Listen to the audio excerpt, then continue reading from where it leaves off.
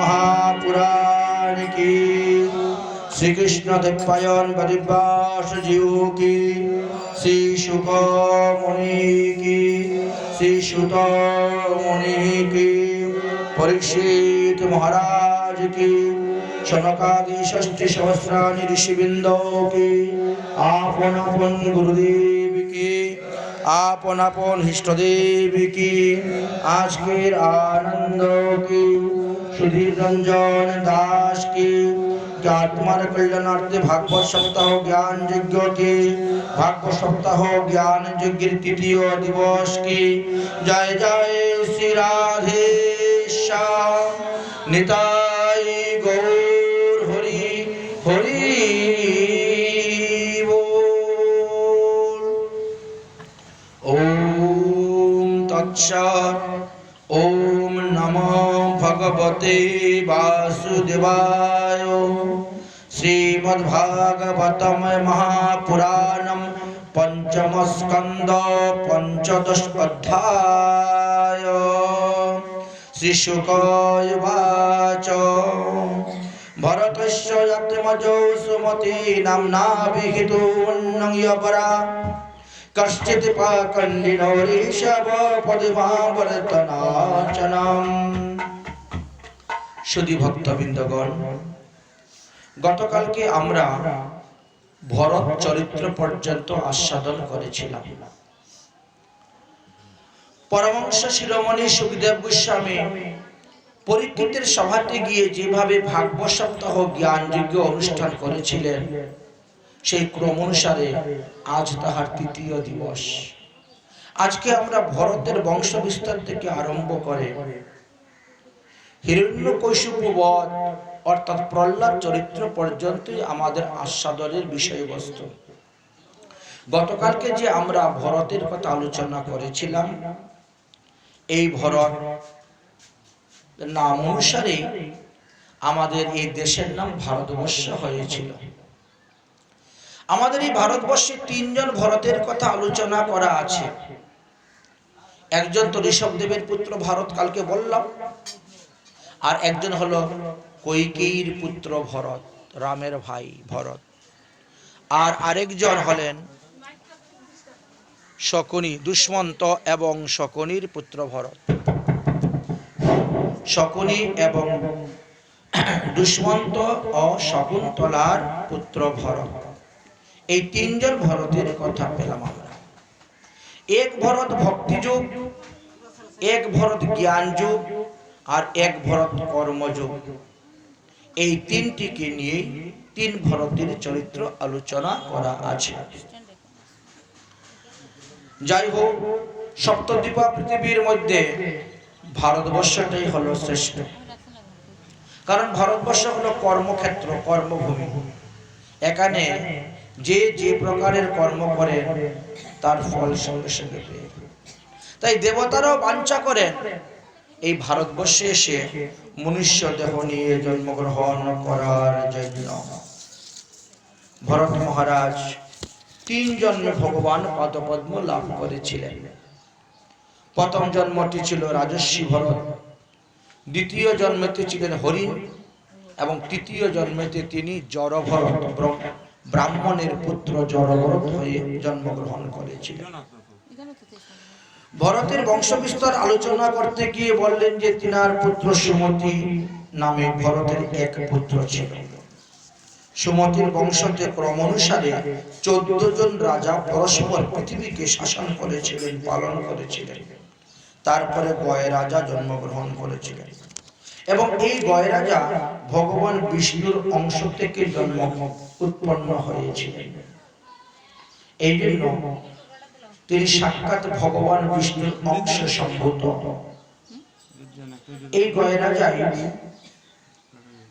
প্রজাদেরকে খুব আদরের সহিত লালন পালন করতেন, পোষণ করতেন, শাসন করতেন। তিনি নিজেকে নিষ্কাম ভাবে রেখে তিনি মনে করতেন আমি ভগবানের দাস, ভগবান আমাকে রাজা করেছেন প্রজাদেরকে লালন পালন করার জন্য। তাই তিনি ভগবানের অনুরক্ত হইয়া ধর্ম আচরণ করে প্রজাদেরকে শিক্ষা দিতেন। যদি কোনো রাজা তিনার উপরে উৎপাত করে তো তিনি স্বয়ং তাদেরকে বুঝাতেন যে দেখো, ভগবত ইচ্ছায় আমরা মনুষ্য জন্ম পেয়েছি, যার যতটা কর্ম ততটাই আমরা ভোগ করতেছি, নিজের শক্তির উপর নির্ভর করে অন্য দেশকে আক্রমণ করা ঠিক নয়। যথা লাভেন সন্তুষ্ট এইভাবেই থাকতে হবে। আর কোন কোন রাজা নিজ কর্মের দ্বারা রাজস্বী গয়ের সমান হতে পারবেন না, কারণ গয় রাজা স্বয়ং ভগবানের অংশ থেকে আবির্ভাব হয়েছিলেন। তিনি সাধু সমাজের শিরোমণি ছিলেন, সৎপুরুষ ছিলেন, সৎসেবা করতেন, লক্ষ্মীর প্রিয় পাত্র ছিলেন, তাই তার কাছে ধন সম্পত্তির কোনো অভাব ছিল না। ব্রাহ্মণেরা তার কাছে আসলে তিনি যথাযথ দক্ষিণা দিয়ে তাদেরকে সন্তুষ্ট করতেন। তিনি বলতেন, যত টাকা আয় করবে তার 6 ভাগের 1 ভাগ ভগবানের উদ্দেশ্যে দান করবে, তাহলে দেখবেন ওই অর্থ থেকে কখনো অনর্থ উৎপন্ন হবে না।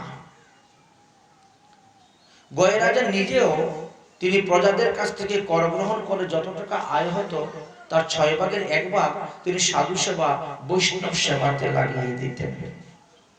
রাজা গয়ের স্ত্রীর নাম ছিল গময়ন্তী, এবং গময়ন্তীর গর্ভে তিনি চিত্ররথ, সুগতি আরো অনেক 3টি পুত্র সন্তান জন্ম দিয়েছিলেন।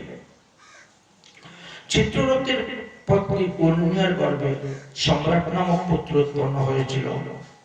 সম্রাটের ঔরসে কলার গর্ভে মরীচি জন্ম নিয়েছিলেন। মরীচির ঔরসে বিন্দুবতীর গর্ভে বিন্দুমান জন্ম নিয়েছিলেন। বিন্দুমানের ঔরসে রসদঘার গর্ভে মধু জন্ম নিয়েছিলেন, এবং মধুর স্ত্রীর সুষমার গর্ভে বীরভদ্র জন্ম নিয়েছিলেন।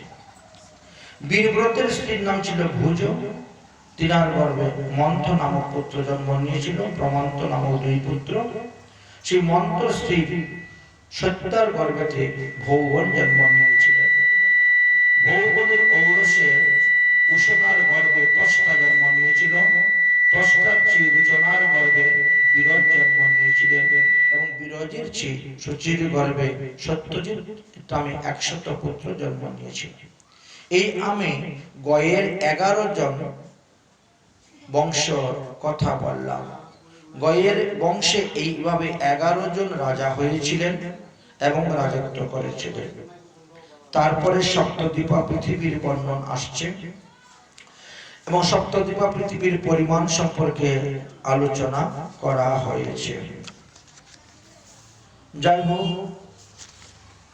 আমাদের এই দ্বীপের নাম হলো জম্বুদ্বীপ।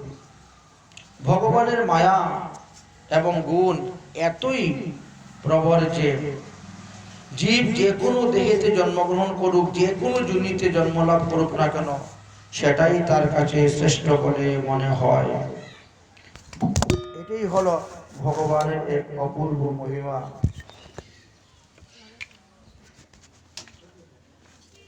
তাই মানুষ কি দেবতা দেবযোনি প্রাপ্ত হয়, পুরুষ দেব প্রাপ্ত হয়, নারী দেব প্রাপ্ত হয়, পশু পাখি কীট পতঙ্গ দেব প্রাপ্ত হয়, তো সেই দেবই সে মনে করে সর্বসুখ, এর থেকে বেশি সুখ আর অন্য কোথায়ও নেই।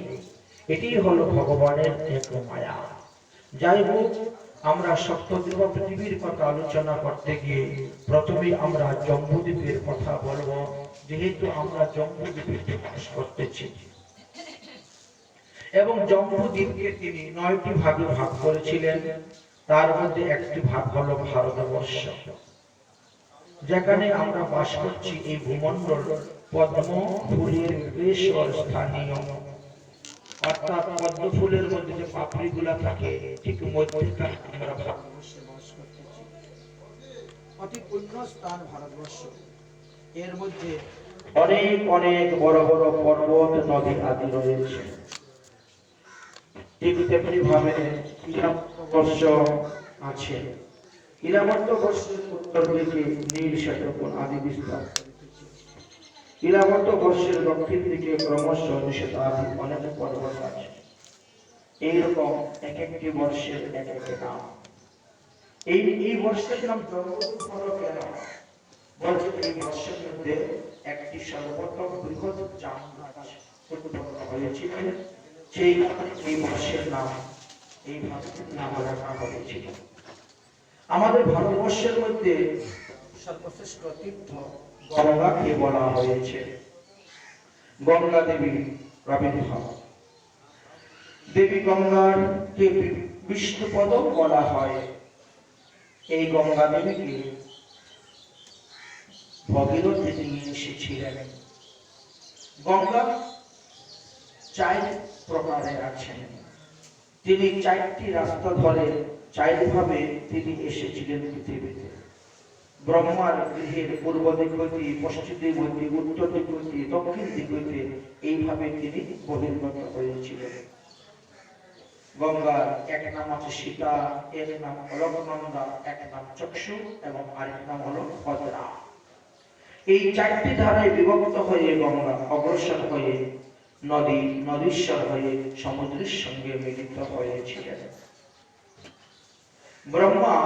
ব্রহ্মপুরী থেকে বহির্গত হয়ে কেশর পর্বতের শিকড় দিয়ে এসে তিনি গন্ধমাদ পর্বতে পতিত হন এবং ভদ্রাস্য বর্ষকে প্লাবিত করে সমুদ্রে গিয়েছিল তিনার একটি ধারা। চক্ষুষ নামক যে ধারাটা, সেটা মাল্যবান পর্বত থেকে রওনা হয়েছিল। সেখান থেকে প্রবাহিত হয়ে অধোগতি হয়ে কেতুমাল পর্বতের উপর পড়ে কেতুবৎস ভিতর দিয়ে পশ্চিম দিকে প্রবাহিত হয়ে সমুদ্রে গিয়েছিল। ভদ্রা নামে যে ধারাটি, সেটা ব্রহ্মার গৃহের উত্তর দিক দিয়ে মেরু পর্বতের শিখরে গিয়ে নিপতিত হয় এবং সেখান থেকে অনেক পর্বত প্রবাহিত হওয়ার পরে নিম্নগামী হয়ে তিনি উত্তর পূর্ব দেশের মধ্য দিয়ে উত্তর দিকে গমন করে সমুদ্রে মিলিত হন। আর অলকনন্দা নামে যে গঙ্গার ধারাটা ছিল, সেটা ব্রহ্মপুরী থেকে দক্ষিণ দিকে প্রবাহিত হয় এবং গিরিপুর পর্বত অতিক্রম করে, হেমকূট পর্বত অতিক্রম করে হিমালয় পর্বতের উপরে আসেন এবং সেখান থেকে ভারতবর্ষ হয়ে এসে গঙ্গাসাগরে গিয়ে সমুদ্রের সঙ্গে মিলিত হয়ে যায়। সুতরাং ভারতবর্ষ হলো কর্মভূমি। বাকি যে 8টি বর্ষ আছে, তারা স্বর্গবাসী পুরুষের স্বর্গভোগের পরেই অবশিষ্ট পুণ্যফল ভোগ করার জন্য সেই সমস্ত স্থানে তাদের জন্ম হয়ে থাকে। ঠিক ভারতবর্ষের মতন ইলাবত বর্ষ আছে। আমাদের এই ভারতবর্ষে ভগবান শালগ্রাম শিলা রূপে বেশি অধিক পূজা সেবা প্রাপ্ত হয়ে থাকেন।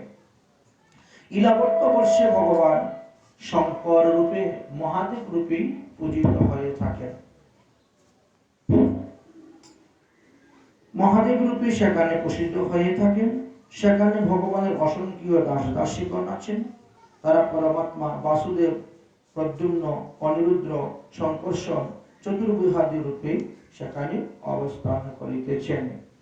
ওম নমো ভগবতে মহাপুরুষায় সর্বগুণাত্মকানায়ানম ব্যক্তায়াম নমিতি।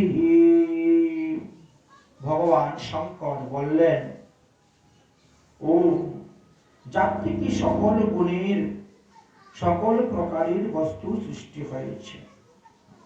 ওমকার ও ম কার, ওমের মধ্যে 3টি শব্দ আছে, অর্থাৎ ব্রহ্মা, বিষ্ণু, মহেশ্বর অবস্থান করিতেছেন। ওমকার স্বরূপে পরম পুরুষ ভগবানকে আমি নমস্কার করি। কারণ হরি হলেন আমাদের ভজনীয়। হরিকে ভজন ব্যতীত আমাদের মুক্তির আর কোনো উপায় নেই। তাই স্বয়ং শঙ্কর নিজেই বলছেন হরি ভজনের কথা।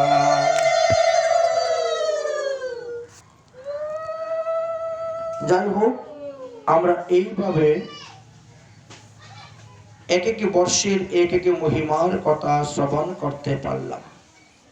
তারপর ভদ্রাস্যের কথা বললেন। ভদ্রাস্য ধর্মের পুত্র ভদ্রশ্রবা প্রধান প্রধান সেবককে নিয়ে তিনি আছেন এবং সেখানে ভগবান বাসুদেব হয়গ্রীব নামক রূপ ধারণ করে আছেন এবং সেখানে ভগবানের এইভাবেই পূজা হয়। এক একটি বর্ষেতে এক একভাবে ভগবানের পূজা হয়ে থাকে। দ্বিতীয় মাইকটা দাও তো দেখি, ওইটা দিয়ে দেখো তো দেখি। তাহলে দ্বিতীয় বর্ষেতে আমরা সেইভাবে দেখতে পেয়েছি। জয় রাধে জয় রাধে। এটা নেই না, চালু আছে, নেন। এবার আমরা হরিবর্ষের কথা আলোচনা করব। হরিবর্ষেতে ভগবান নৃসিংহ রূপে বিরাজ করিতেছেন। সেখানে ভক্ত প্রহ্লাদ অনেক অনেক ভক্তদেরকে নিয়ে নিষ্কামভাবে হরির ভজন করিতেছেন। নৃসিংহ ভগবানের ভক্তদের সঙ্গে করে নিয়ে তীর্থতুল্য ভগবানের লীলা কথা তিনি শ্রবণ করিতেছেন। তারপরে আমরা কেতুমাল বর্ষের কথা বলবো। কেতুমাল বর্ষেতে লক্ষ্মী দেবীর শহর নারায়ণ অবস্থান করিতেছেন। সংবৎসর নামক প্রজাপতির পুত্র কন্যাগণের প্রতিপালনের জন্য ভগবান কামদেব রূপে সেখানে নিবাস করিতেছেন এবং অবস্থান করতেছেন। মানুষের শতবৎসর পরিমাণ আয়ুর দিবস রজনীর সমান ৩৬,০০০ পুত্র এবং ৩৬,০০০ কন্যা, তারাই কেতুমাল বর্ষের অধিপতি হয়ে ভগবানের সেবা করে যাচ্ছেন। তো সেইখানে যারা ভক্ত আছেন তারা ওম রাম রিং রোম শো নমো ভগবতে ঋষি কেশায় স্বাহা এই মন্ত্রে ভগবানের পূজা করে থাকেন। এই এমন একটি মন্ত্র, এই মন্ত্র যদি কেউ জপ করে তাহলে বন্দানাদিরও সন্তান হয়ে যায়। এটা কামদেবের একটা বীজ মন্ত্র এবং তিনি এই মন্ত্র জপ করে ৩৬,০০০ পুত্র এবং ৩৬,০০০ কন্যা সন্তান জন্ম দিয়েছিলেন, যাকে ৭২,০০০ বলা হয়েছে। তাই ওম রিং রাং রং শো যে বীজ মন্ত্রের কথা আমরা আলোচনা করলাম, সেই বীজ স্বরূপ কামদেবকে আমরা দণ্ডবত প্রণাম করি। জগৎপতি ভগবান শ্রীকৃষ্ণকে ছেড়ে মানুষ লৌকিক সুখের দিকে ধাবিত হয় এবং লৌকিক মানুষকে প্রতিরূপে গ্রহণ করে তারা দুঃখ পায় থাকে, কিন্তু তারা নিজেরাই তো পরাধীন, তারা জমের কবলে কবলিত। তবে তাদেরকে কারা রক্ষা করবে? একমাত্র ভগবানই পারবেন তাদেরকে রক্ষা করতে। তাই বলছেন যারা বিবেক বুদ্ধিহীন তারাই লৌকিক পুরুষকে প্রতিরূপে গ্রহণ করিয়া থাকেন। হে অচ্যুত, আপনার যে পূজা কমল কমল ভক্তর মস্তকে ধারণ করেন, সেই করকমল আমার মস্তকে রাখুন, আমি যাতে আপনার শ্রীচরণ লাভ করতে পারি। রম্যক বর্ষেতে ভগবান পূর্বকালী অধিপতি মনুকে নিয়ে নিজ প্রিয় মৎস্য অবতার রূপে অবস্থান করতেছেন, আর সেখানকার লোক মৎস্যরূপী ভগবানের পূজা করতেছেন। হিরণ্য বর্ষেতে ভগবান কুর্ম রূপ ধারণ করে আছেন, সেখানকার লোক কুর্ম রূপে ভগবানের পূজা করে যাচ্ছেন। এই জন্য এক একটি স্থানে এক এক প্রকার হচ্ছে। উত্তর কুরুবর্ষেতে ভগবান যজ্ঞ পুরুষ রূপে যজ্ঞ বরাহ রূপে তিনি অবতীর্ণ হয়েছেন, আর সেখানে ভগবানকে সেইভাবেই পূজা হয়। সাক্ষাৎ পৃথিবী দেবী সেখানে অধিবাসীদের সঙ্গে অবচলিত অবস্থায় ভক্তি সহকারে ভগবানের সেবা করে যাচ্ছে উত্তর কুরুবর্ষেতে। এইভাবে আমরা ৯টি বর্ষের কথা আলোচনা করতেছি। তারপরে আসলো কিং পুরুষ বর্ষ। কিং পুরুষ বর্ষতে ভগবান রামচন্দ্র, লক্ষ্মণ, সীতা দেবী অবস্থান করতেছেন। হনুমান সেখানে থেকে তাদের পূজা করতেছেন। হনুমান ৪ যুগের অমর, রামচন্দ্রের চরণ সেবা তিনি করে যাচ্ছেন। দাস্য ভক্তের কথা আলোচনা করতে গেলে সবার আগে হনুমানের কথাই আসবে, কারণ হনুমানের মতন দাস্য ভক্ত আর কেউ নেই। একটা দৃষ্টান্ত দিয়েছেন।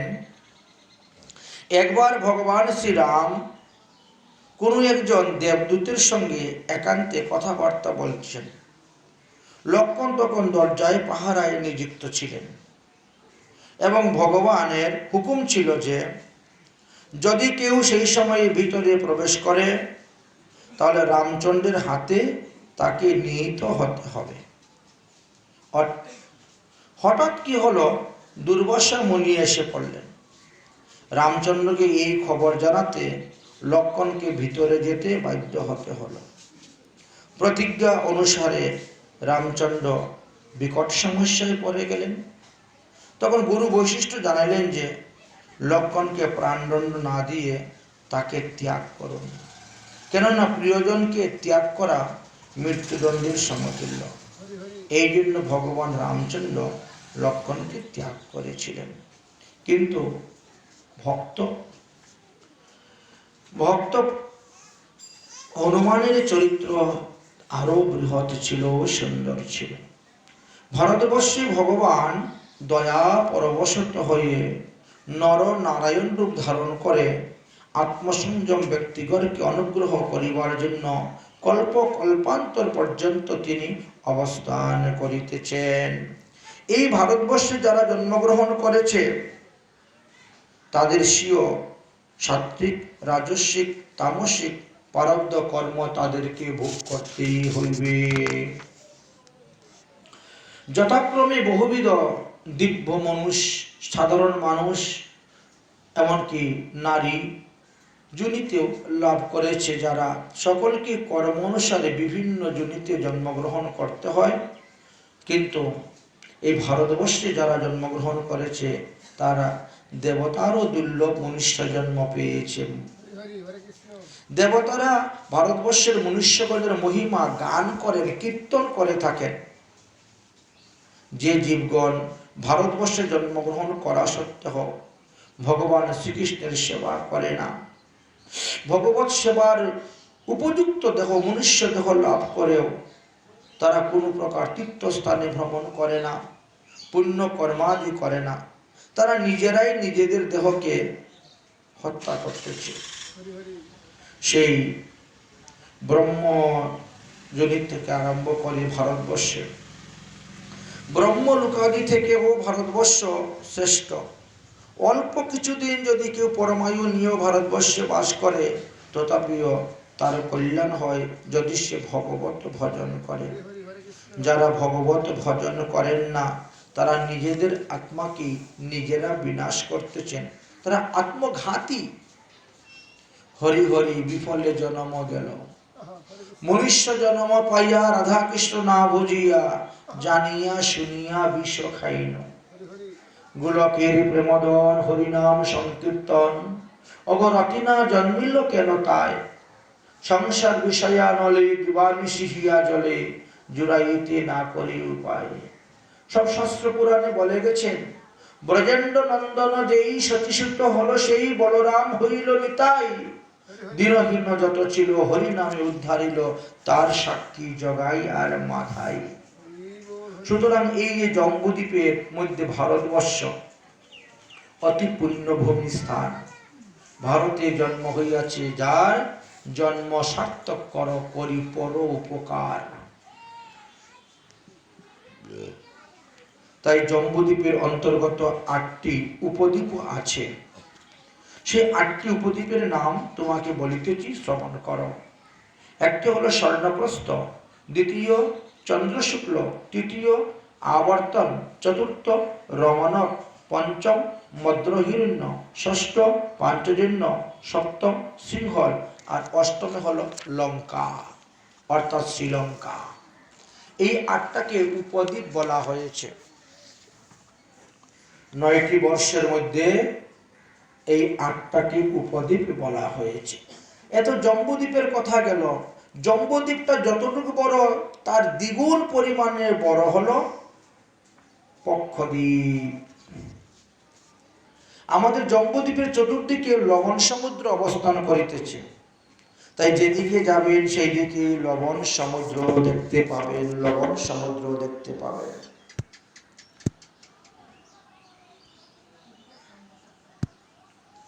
যেদিকে যাবেন সেদিকে লবণ সমুদ্র। এইভাবে এক একটি দ্বীপের বর্ণন করে যাচ্ছেন। তাহলে জম্বুদ্বীপের পরে আসলাম পক্ষদ্বীপ। পক্ষদ্বীপে প্রিয়ব্রতের পুত্র ইন্দ্রজিৎ হলেন অধিপতি, আর সেখানে মানুষ সূর্যদেবের উপাসনা করে থাকেন। ওই দ্বীপতে একটি বৃহৎ বৃক্ষ আছে। ওই দ্বীপের চতুর্দিকে ইক্কু রস। আমাদের জম্বুদ্বীপের চতুর্দিকে গেলে খালি সমুদ্র পাবে এবং নুনতা জল, নুনা জল, লবণ জল। কিন্তু কেউ যদি পক্ষদ্বীপে গিয়ে জন্মগ্রহণ করে, তাহলে ওই দ্বীপের চতুর্দিকে যেখানে যাবে সেখানেই আখের রসের মতো সুমিষ্ট জল, ইক্কু রসের দ্বারা সমুদ্রগুলা পরিপূর্ণ। তারপরে হলো শালমলী দ্বীপ। ওই শালমলী দ্বীপটা চতুর্দিকে সুরা সমুদ্র অবস্থান করতেছে। শালমলী নামক এক বৃহৎ বৃক্ষ সেখানে আছে, তাই জন্য শালমলী দ্বীপ। প্রিয়ব্রতের পুত্র যজ্ঞবাহু সেখানে রাজত্ব করতেছেন, অবস্থান করতেছেন। এই শালমলী দ্বীপটা যত বড়, তার থেকে দ্বিগুণ বড় হলো কুশ দ্বীপ। একগুচ্ছ কুশ উৎপন্ন হয়েছে তাই। আর ওই দ্বীপের চতুর্দিকে ঘৃত সমুদ্র, শুধু ঘি আর ঘি, যেদিকে যাবেন সেদিকেই ঘি, ঘৃত সমুদ্র অবস্থান করতেছে। প্রিয়ব্রতের পুত্র হিরণ্যরেতা সেখানে অধিপতি হয়ে রাজত্ব করতেছেন। তারপরে আপনি পাবেন ক্রঞ্চদ্বীপ, অর্থাৎ কুশদ্বীপ থেকে আরো দ্বিগুণ বড় হলো ক্রঞ্চদ্বীপ। এবং ক্রঞ্চদ্বীপে ক্রঞ্চ নামে একটি পর্বত আছে। এই পর্বতকে বেষ্টন করিয়া ক্ষীর সমুদ্র, তা হলো লবণ সমুদ্র, ইক্কু সমুদ্র, ঘৃত সমুদ্র। এখন আমরা কি পেলাম? ক্ষীর সমুদ্র 5 নম্বরে। ক্ষীর সমুদ্র, যেদিকে যাবেন সেদিকেই ক্ষীর। ঘৃতপৃষ্ঠ নামক যে প্রিয়ব্রতের পুত্র ছিলেন, তিনি সেখানে বাস করতেছেন। তিনি ওই দ্বীপটাকে 7 ভাগে ভাগ করে তিনার 7 পুত্রকে তিনি দিয়েছিলেন। সেখানে জলময় ভগবানের তারা আরাধনা করতেছেন। তার থেকে দ্বিগুণ বড় হলো কুশ শাকদ্বীপ, অর্থাৎ কুশদ্বীপ হইতে দ্বিগুণ বড় শাকদ্বীপ। ওখানে শাক নামে একটি বিশাল বৃক্ষ বাস করতেছে। আর ওই দ্বীপের চতুর্দিকে দধি সমুদ্র, যেদিকে যাবেন সেই দিকেই দধি অবস্থান করতেছে। লোক বায়ুরূপী ভগবানের সেখানে আরাধনা করে থাকেন। তারপরে যে দ্বীপ, তার নাম হলো পুষ্কর দ্বীপ। এই হলো সপ্তদ্বীপা পৃথিবী। এই যে পুষ্কর দ্বীপ, ওটা শাকদ্বীপ হইতে আরো দ্বিগুণ বড়। আর সেখানে ব্রহ্মার আসন আছে, ব্রহ্মা অবস্থান করেন। ওই দ্বীপকে বেষ্টন করিয়া সুমিষ্ট সুস্বাদু জল, খুব মিষ্টি জল অবস্থান করিতেছে। ওই দ্বীপে স্বর্ণময় একটি বিশাল পদ্মফুল আছে। আর সেই দ্বীপের অধিপতি প্রিয়ব্রতের পুত্র বিতিহোত্র। তিনি ওই দ্বীপকে 2 ভাগে ভাগ করে তিনার 2 পুত্রকে তিনি রাজা করে দিয়েছেন। এইভাবে আমরা সপ্তদ্বীপা পৃথিবীর পরিমাণের কথা জানতে পারলাম। আর এই পৃথিবীকে সূর্যদেব পরিক্রমা করতেছেন। পণ্ডিতগণ মনুষ্যত্ব অনুসারে সূর্যের পরিক্রমা কথা আলোচনা করেছেন। তারা বললেন 9,51,00,000 যোজন বলেছেন। এই মানসোত্তর পর্বতের মেরুর পূর্ব দিকে দেবযানী নামক ইন্দ্রপুরী আছে, দক্ষিণ দিকে যমের সংযমিনী পুরী আছে, পশ্চিম দিকে বরুণ দেবের নির্মুচিনী নামক পুরী আছে, আর উত্তর দিকে চন্দ্রের বিবাহ নামক পুরী আছে। তাহলে মেরু পর্বতের চতুর্দিকে আমরা 4টি দেখতে পেলাম। সূর্য উদয়ের, সূর্যের অতিক্রম রাস্তার কারণে, মেরুর পর্বতের কারণে সূর্য উদয়, সূর্য অস্ত, মধ্যাহ্ন, সন্ধ্যা, মধ্যরাত্রি ইত্যাদি আমাদের অনুভব হয়ে থাকে।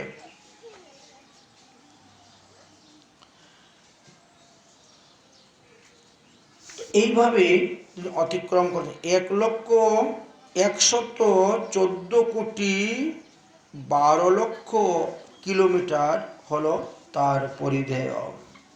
সূর্যদেব যখন ইন্দ্রপুরী থেকে জমপুরীর দিকে রওনা হন,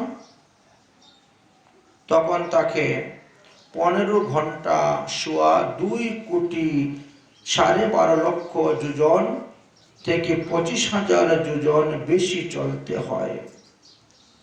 তিনি বরুণ দেবের পুরী থেকে চন্দ্রদেবের পুরী অতিক্রম করেন, তারপরে পুনরায় আবার ইন্দ্রপুরীতে প্রত্যাগমন করে থাকেন। এইরূপে ভগবান সূর্যদেব দেবময় রথে 4 পুরীকে অতিক্রম করে থাকেন। এক মুহূর্তের মধ্যে 34,28,000 যোজন পথ অতিক্রম করিয়া থাকেন এবং তিনার চলার গতির কারণে একে সংবৎসর চক্র বলা হয়ে থাকে। এক চক্রে 12 মাস 6 ঋতু হয়ে থাকে। তিনি চাতুর্মাস্য, তিনি নাভি বা চক্র মধ্যভাগ বলা হয়ে থাকে। এই রথের উপর স্থানের দৈর্ঘ্য হলো 36 লক্ষ যোজন আর প্রস্থ হলো 9 লক্ষ যোজন। সূর্যদেব যে রথে করে রওনা হন, যুবকাষ্টাতি অর্থাৎ 36 লক্ষ যোজন দৈর্ঘ্য। রথের সারথি হলেন অরুণ, গায়ত্রী আদি হলেন ছন্দ, নামধাত্রী 7 অশ্ব এই রথটিকে টেনে নিয়ে যাচ্ছে। 60,000 বাল্যকিল্য মুনি সেখানে দাঁড়িয়ে স্তুতি ভক্তি করতেছেন। এইভাবে সূর্যদেব গমন করিয়া থাকেন।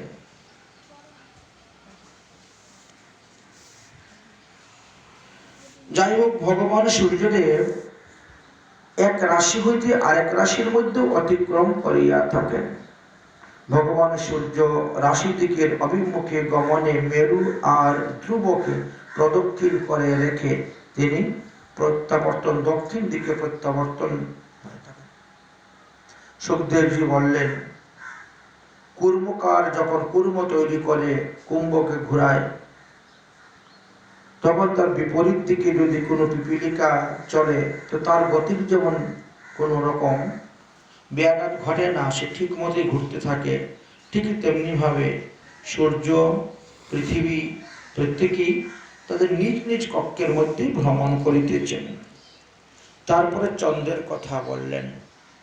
চন্দ্রমা থেকে 3 লক্ষ যোজন উপরে অভিজিৎ নামক নক্ষত্র বাস করেন। 28টি নক্ষত্র আছে, তারা কালক্রম অনুসারে পরিক্রমা করে থাকেন। তারপরে শিশুমার চক্রের কথা বর্ণন করলেন।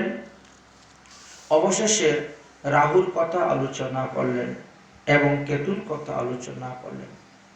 কেউ কেউ বলেন যে সূর্য থেকে অযুত যোজন নিচে রাহু অবস্থান করেন, নক্ষত্রের মতন বিচরণ করেন। ইনি ভগবানের দয়াতে দেবত্ব প্রাপ্ত হয়েছেন। সিংহিকার পুত্র রাহু স্বয়ং অসুর অধম ছিলেন, কিন্তু ভগবত কৃপাতে অযোগ্য থেকে তিনি যোগ্য হয়েছিলেন, তাই গ্রহরূপে অবস্থান করিতেছেন। তার লীলা কথা, তার জন্মকর্মের কথা আগামী কল্য আমরা আলোচনা করব। তারপর সপ্ত স্বর্গ, সপ্ত পাতালের কথা আলোচনা করলেন। 14 ভুবনের কথা বর্ণন করতে গিয়ে বললেন, আমাদের অতল, বিতল, মহাতল, তলাতল, রসাতল, পাতাল নামে 7টি স্থান আছে।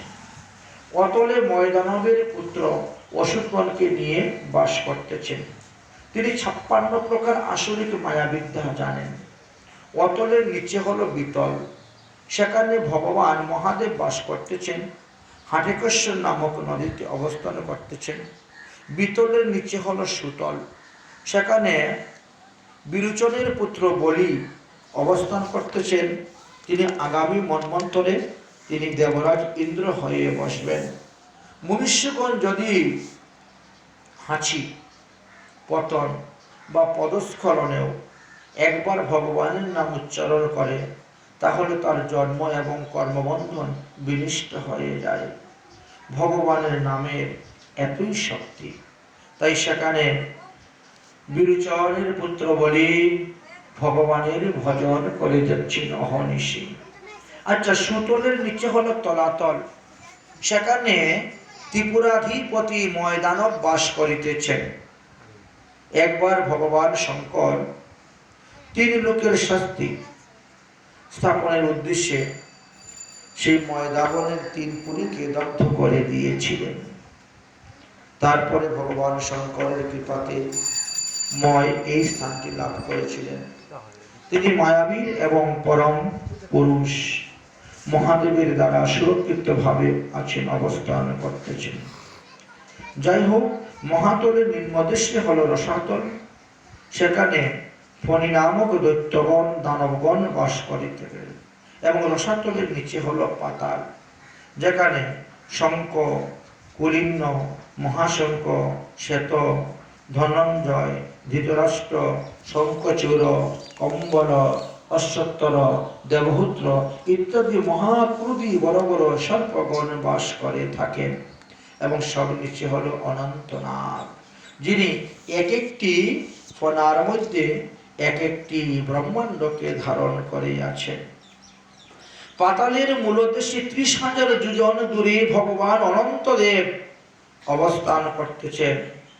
ইনি অহংকার রূপী বলে সংস্থা এবং দৃশ্যকে একীভূত করে রেখেছেন। সেই জন্য পঞ্চরাত্র শাস্ত্র অনুসারে দেখা যায় সেই সমস্ত ভক্তগণ শঙ্কর্ষণের উপাসনা করে থাকেন এবং তারা শঙ্কর্ষণের একটি মন্ত্র জপ করে থাকেন। যেই মন্ত্র জপ করলে পরে মহান শক্তি লাভ করা হয়। শঙ্কর্ষণ সেই মন্ত্রের দ্বারাই তিনি একটি শস্য মাথার মধ্যে ধারণ করলে যেমন আমাদের কোনো কষ্ট অনুভব হয় না, ঠিক তেমনি ভাবে তিনি ব্রহ্মাণ্ডকে ধারণ করে আছেন। অতঃপর আসলো নরক বর্ণনা। সুখদেবজি পরীক্ষিত মহারাজ বললেন, হে গুরুদেব, আমি শুনেছি জমালয় নামে নাকি একটি স্থান আছে, জমপুরী। তো আপনি ইন্দ্রপুরী, বরুণপুরী, বায়ুপুরী সব পুরীর কথা বললেন, জমপুরীর কথা তো আপনি বললেন না। অতএব আপনি কৃপা করে আমাকে জমপুরীর কথা শ্রবণ করান। সুখদেবজি বললেন, হে মহারাজ পরীক্ষিত, প্রতিটি মানুষ তার দেহ নির্বাহ করার জন্য, তার জীবিকা নির্বাহ করার জন্য, তার জীবনযাত্রা পরিচালনার জন্য তারা কর্ম অনুষ্ঠান করে থাকে। এবং কর্ম করতে গেলে হয় পাপ উৎপন্ন হবে, না হলে পুণ্য উৎপন্ন হবে। কর্মকে 3 ভাগে ভাগ করা হয়েছে: সাত্ত্বিক কর্ম, রাজস্বিক কর্ম এবং তামসিক কর্ম। যে যেই প্রকারে কর্ম করবে সেই প্রকারের ফল তারা পাবে এবং তাদেরকে সেই সেই ফল অনুসারে ভোগ করতে হবে। এই নরকের রাজা হলো যম। তিনি হলো সূর্যদেবের পুত্র। সূর্যপুত্র যম, তিনি সমস্ত মৃত ব্যক্তিদেরকে নিয়ে সেখানে তাদেরকে শাসন করে থাকেন। যদিও 84 লক্ষ নরক যদি আছে, তার মধ্যে 28টা নরক বড় ভয়ঙ্কর। সেই 28টি নরকের নাম তোমাকে বলতেছি, শ্রবণ করো। তামশ্রী, অন্ধতামশ্রী, রৌরব, মহারৌরব, কুম্ভিপাক, কালসূত্র, অশিপত্র, শুকরমুখ, অন্ধকুপ, কৃমিভুজ, সংদ্রষ্ট, উপযোজী, বংশটিব্য, শার্মলী, বৈতরণী, পূজ্যক, প্রাণবদ্ধ, বিশ্বক্ষীর, লানা ভক্ষ, সারমেধার্ব, অবিত্রিক ও পয়োপান। এছাড়া আরো 8টা নরককুণ্ড আছে। তো এইভাবে 28টি নরককুণ্ডের কথা আলোচনা করল। আচ্ছা, এই সমস্ত নরকে কারা গমন করে? বলছেন পাতক, অতিপাতক, উপপাতক, অনুপাতক, মহাপাতক যারা করে তাদেরকে এই সমস্ত নরক যন্ত্রণা ভোগ করিতে হয়। এই সমস্ত নরক যন্ত্রণা ভোগ করতে হয়। আচ্ছা, আপনি কিছু বর্ণনা করেন না, কোন পাপের ফলে কোন কোন নরকে আমাদেরকে যেতে হয়? তখন সুখদেবজি বললেন, যে ব্যক্তি পরের ধন হরণ করেন, পরের সন্তানকে হরণ করে নিয়ে আসে, অথবা পরের স্ত্রীকে পরক্রিয়াভাবে ভোগ করে, হরণ করে, তারা তামশ্রী নামক নরকেতে গমন করে। যমদূতগণ কালপাশে বন্ধন করিয়া ওই তামশ্রী নামক নরকেতে নিক্ষেপ করে। সে খুব অন্ধকারময় নরক। সেখানে অন্ন জল কিছুই খেতে দেয় না, শুধু দণ্ডের দ্বারা প্রহার আর প্রহার করতে থাকে। এইভাবে অত্যন্ত কষ্ট ভোগ করে হাজার হাজার বৎসর। তারপরে সেখান থেকে তুলে তাকে অন্ধ তামসী নরকের মধ্যে নিয়ে নিক্ষেপ করে। বৃক্ষ মূল, ছিন্ন মূল বৃক্ষর নিয়ায় সেখানে ফেলে দেয়, পতিত হয় আর যন্ত্রণা কষ্ট ভোগ করতে থাকে।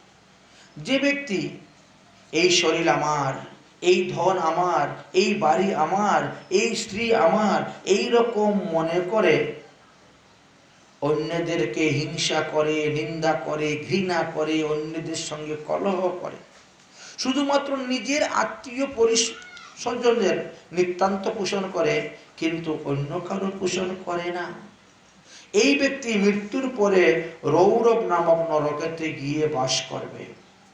ইহলোকে যে সমস্ত ব্যক্তি প্রাণী হিংসা করতেছে, জীব হিংসা করতেছে, মৎস্য মাংসাদি ভক্ষণ করতেছে, পরলোকে যমরাজ তাদেরকে কি করে? তাদেরকে জীবরূঢ়ী রূপ নামক নরকের মধ্যে পতিত করে দেয়, যাকে রৌরব নরক বলা হয়। সেই নরকের মধ্যে সর্প আদি অনেক ক্রূর স্বভাবের প্রাণীগণ থাকে, আর তারা তখন তাদেরকে কামড়াতে থাকে। ওখানে হাজার হাজার বৎসর রাখার পরে সেখান থেকে নিয়ে মহারৌরব নরকের মধ্যে পতিত করে দেয়। তাই পরদ্রব্য হরণ, পরদ্রব্য লুণ্ঠনকারীদেরকে এইভাবে দুঃখ পেতে হয়। যারা মাংস লোভী, মাংসের লোভেতে অন্যদেরকে হত্যা করে, বধ করে, যমের দূতগণ তাদের শরীর থেকে তখন মাংসগুলা কাটতে শুরু করে। যে ক্রূর স্বভাব ব্যক্তি নিজের প্রাণ পুষ্টির জন্য সজীব পশুকে বধ করতেছে, রন্ধন করে খাচ্ছে, এটা রাক্ষসেরও নিন্দনীয়। মানুষ হয়ে এমন নিষ্ঠুর কাজ। যমদূতের গণ তখন কি করে? তাদেরকে নিয়ে কুম্ভীপাক নরকের মধ্যে ফেলে, তপ্ত তেলের মধ্যে ভাজা করে। জীবিত অবস্থায় যারা মাছ ভাজা করতেছে তেলের মধ্যে, তাদেরকে সেখানে তপ্ত তেলের মধ্যে নিয়ে ভাজা করে। যে ব্যক্তি পিতা মাতা ব্রাহ্মণ দেবতা সম্মান করে না, আদর করে না, বেদ মানে না, বেদ বিরোধী কাজ করে, যমদূতগণ তাকে কালসূত্র নামক নরকের মধ্যে নিয়ে ফেলে। 10,000 যোজন এত বড় সেই নরক কুণ্ডটি, তামস্রময়। উপরে সূর্যের তাপ আর নিচে আগুনের উত্তপ্ত সেইখানে জীব অবস্থান করে, কিন্তু ওই দেহিতে তার মৃত্যু নেই, শুধু কষ্ট আর কষ্ট ভোগ করে থাকে। এইভাবে ওই নরক পশুর শরীরে যতগুলা লোম আছে তত সহস্র বৎসর নরক যন্ত্রণা ভোগ করে। আমাদের একটা মানুষের শরীরে যতগুলা লোম আছে, একটা লোম থাকলে 1000 বৎসর, যতগুলা লোম আছে তত হাজার বৎসর নরকে বাস করতে হয়। এইভাবে সকরমুখ নরকের কথাও তোমাকে বলিতেছি, শোনো। এই পৃথিবীতে যে সমস্ত ব্যক্তিগণ রাজা হয়, যে সমস্ত ব্যক্তিগণ রাজ কর্মচারী হয়, যে সমস্ত ব্যক্তিগণ শাসন করার যোগ্য, দণ্ড করার যোগ্য হয়ে তারা সেই সমস্ত অধিকার প্রাপ্ত হয়ে উচ্চ পদে বসে, কিন্তু সেই শাসনের দুর্প্রয়োগ করে থাকে, ক্ষমতার দুর্প্রয়োগ করে থাকে, তাদেরকে শুকরমুখ নামক নরকেতে বাস করতে হয়। অর্থাৎ টাকা খেয়ে আসামিকে ছেড়ে দিয়েছে, যে নিরপরাধী তারকে জেলে ঢুকিয়ে শাস্তি দিচ্ছে, এমন তো হয়।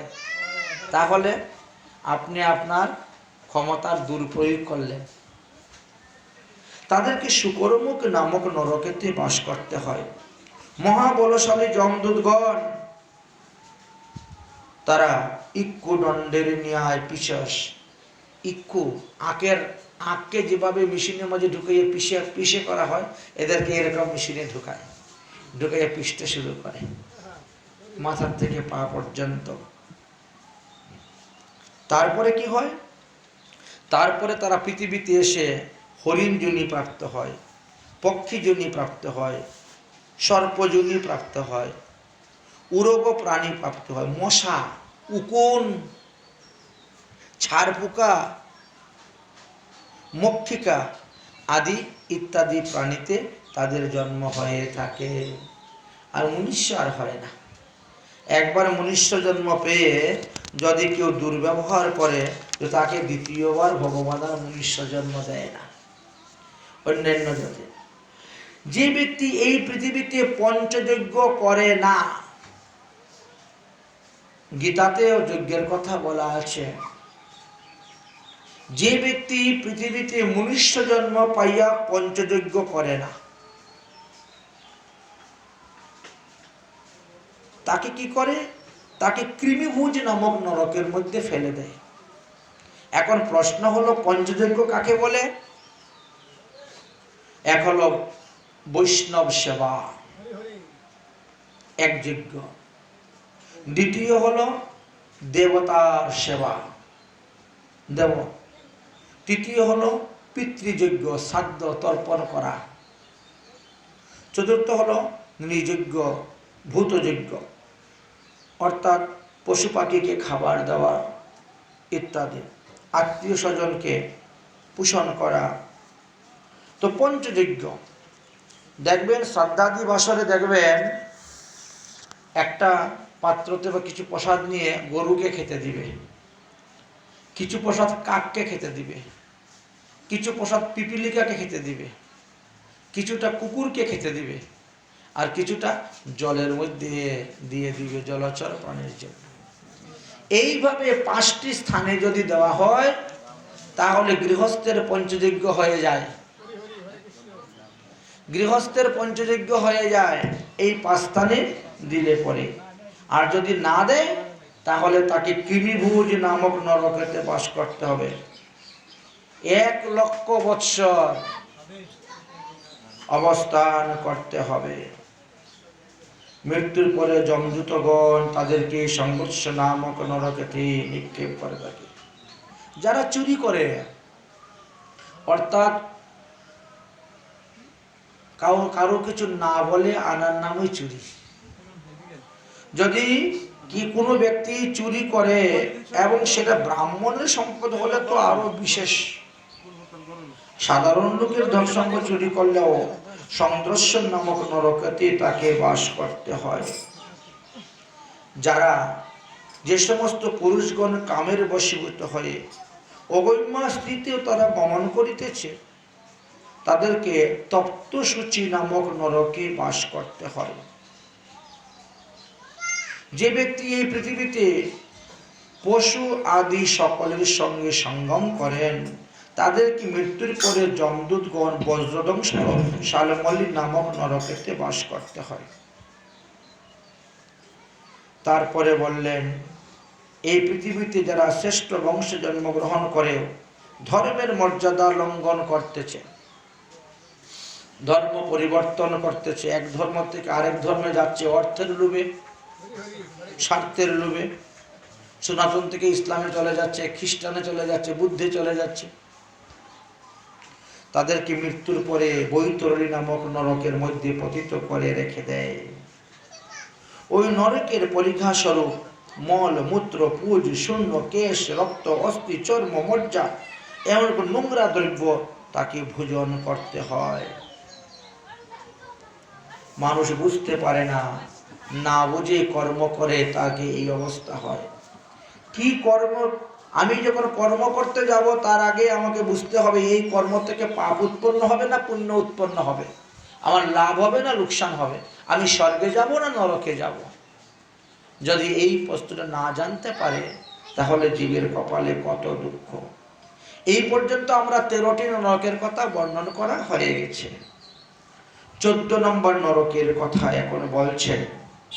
যে ব্যক্তি ইহলোকে শৌচ অর্থাৎ পবিত্র থাকে না, যারা সদাচার পালন করে না, যারা সর্বদাই অনাচার কদাচার করে যাচ্ছে, দেহকে কখনো পবিত্রই রাখে না, সর্বদা অপবিত্র অসুস্থ অবস্থায় থাকে, আচার ব্যবহার একেবারে লজ্জাহীন, মানুষের মতন, পশুর মতন তাদের আহার নিদ্রা মিথুন। এরা যখন মারা যায়, মারা যাওয়ার পরে পুজ বিষ্ঠা মূত্র শ্লেষা মল দূষিত পর্যুষ নামক নরকতে গিয়ে বাস করতে হয়। যমদূতগণ তাদের প্রাণ অবরোধ করে সেই নরকের মধ্যে নিক্ষেপ, তারপরে সেখান থেকে তুলে নিয়ে প্রাণরুদ্ধ নামক নরকের মধ্যে ফেলে দেয়। যে সমস্ত ব্যক্তি খুব দাম্ভিক অহংকার, আমার অনেক টাকা পয়সা আছে, আমি উচ্চকুলে জন্মগ্রহণ করেছি, দেখতে আমি খুব সুন্দর, ধনের অহংকার, রূপের অহংকার, যৌবনের অহংকার, বিদ্যার অহংকার, যারা এদেরকে দাম্ভিক, তারা পাপ পুণ্যের বিচার করে না। দেবদেবীর পূজা করতে গিয়ে যারা যজ্ঞেতে পশু হত্যা করতেছে, পশু বলি করতেছে, তাদেরকে বিশেষণ নামক নরকের মধ্যে যমদূতেরা নিক্ষেপ করে দেয়। দেবদেবীরাও তাদেরকে রক্ষা করতে পারে না। সুতরাং তাদেরকে এইভাবে গমন করতে হবে। যে দ্বিজ কামে মোহিত হয়ে সবর্ণা স্থিতি রেত পান করান, তাকে রেত নদী লালাভক্ষ নামক নরকে গিয়ে বাস করতে হয়। যমদূতেরা তাকে সারবর্ধক নামক নরকে নিক্ষেপ করে দেয়। যে সকল মানুষ চুরি করতেছে, রাজপুরুষরা অন্যের ঘরে আগুন লাগিয়ে দিয়েছে, গোপনে অন্যকে বিষ খাওয়িয়ে মেরে দিচ্ছে, তাদেরকে সার মে ধানব নামক নরকেতে বাস করতে হয়। এ হলো 18 নম্বর নরকের কথা বললেন।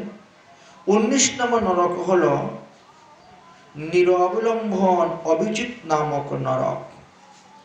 এটা কি? যারা মিথ্যা সাক্ষী দেয়, ইহলোকে যারা সাক্ষী দান করতে গিয়ে সত্যকে মিথ্যা, মিথ্যাকে সত্য বলে, তাদেরকে সেই নরকের মধ্যে বাস করিতে হয়।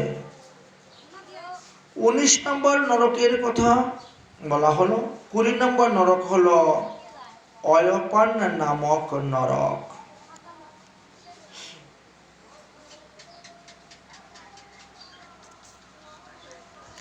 যদি কোনো ব্রাহ্মণ, ব্রাহ্মণী কিংবা ব্রতধারী ব্যক্তি প্রমাদবশত সুরাপান করেন, অর্থাৎ যারা সুরাপান করেন তাদেরকে অয়পান নামক নরকের মধ্যে নিক্ষেপ করে রাখেন।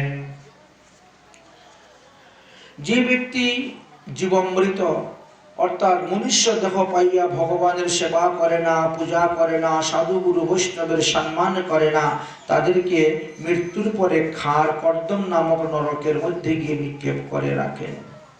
ইহলোকে যে সকল পুরুষ নরবলি দিয়ে ভৈরব আদি যজ্ঞ রক্ষ রাক্ষস আদি এদের আরাধনা করে থাকেন, যে সকল স্ত্রী পশুদের মতন নরমাংস ভক্ষণ করেন, পশুর ন্যায় নিহিত হয়ে মানুষেরা রাক্ষস রূপ ধারণ করে তাদেরকে নানারূপ যন্ত্রণা দিচ্ছে, সেই রক্ষগণ ভুজক নামক নরকে তাহাকে অবস্থান করিতে হয়।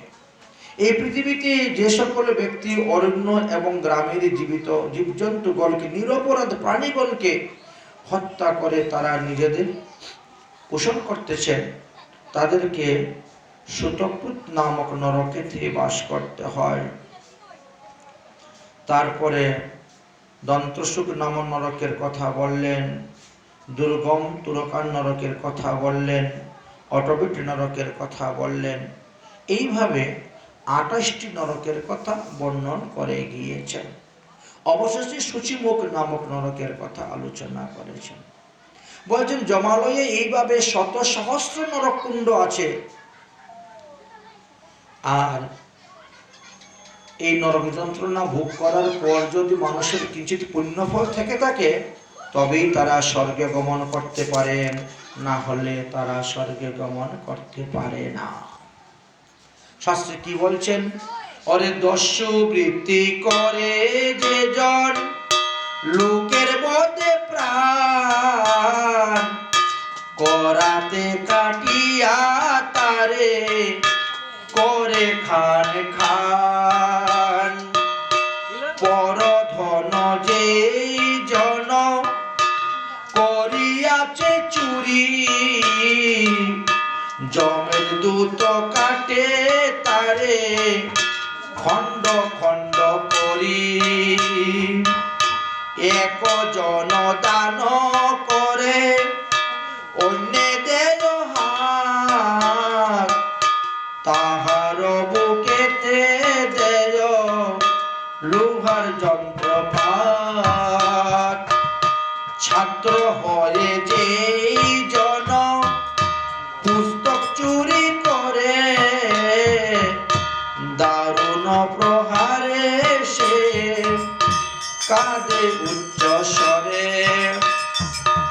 যে গৃহস্থ ছোট কাটা লয়ে করে দান হস্ত দুয় কাটি তার বদিয়ালয় প্রাণ কন্যা দিয়া অপাত্রেতে যে লইয়াছে করি তাহার মস্তকে দে মাংসের জুপরি ব্রাহ্মণের কর্কশ বলে মারে জ্যেষ্ঠ ভাই সারা শীতে জিহ্বা টানে হাত খাটে ভাই বিদ্যা শিক্ষা গুরুদেবকে যে না করে সেবন যজ্ঞ করি দক্ষিণা দেয় যেই যেই জন আপনারে বড় বাকানে পরে নিন্দা করে এই চারজনের পাপের কথা শুনো সংসারে বিশ্বাসঘাতক করে যেই জন হয়ে জ্ঞানহীন তার মুক্তি নাহি দেখো চন্দ্র সূর্য যত দিন ব্রাহ্মণের কর্কশ বলে মারে জ্যেষ্ঠ ভাই সারাশিতে জিহ্বা তুলে টানেন বিদ্যা শিক্ষিয়া গুরুদেবকে দক্ষিণা না দেয় যে এবং যজ্ঞ করে যিনি দক্ষিণা দেন না যিনি অপরের নিন্দা করেন নিজের চরিত্র বাখান করেন তাদেরকে এবং যারা বিশ্বাসঘাতক করেন যতদিন চন্দ্র সূর্য আছে এতদিন তাদেরকে নরকে পতিত হয় তাদের মুক্তি নাই তাই যেই পাপীকে ক্রমে ক্রমে নরকেতে রাখে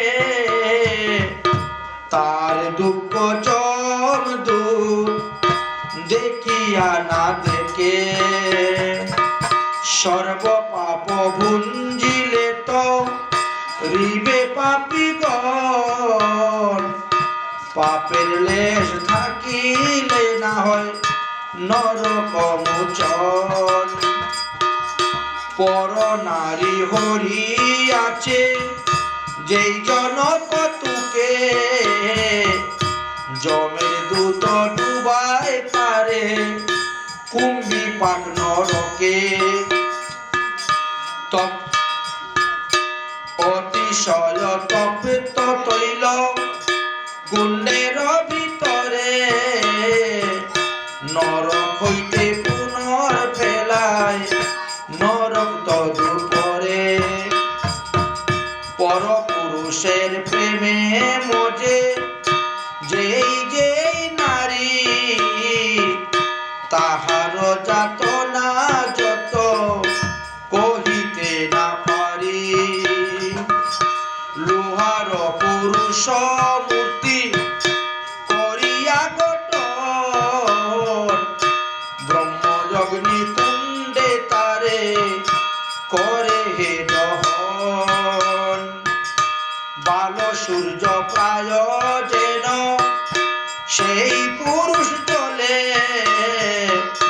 সেই নারী যমদূত দে তার কুলে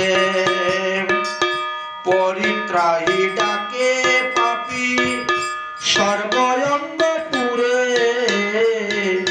যন্ত্রণায় ছটপট করে প্রাণ নাহি ছাড়ে পর নারী প্রাণে যেবা চায় পচিতে তাহার উঠায় দেখ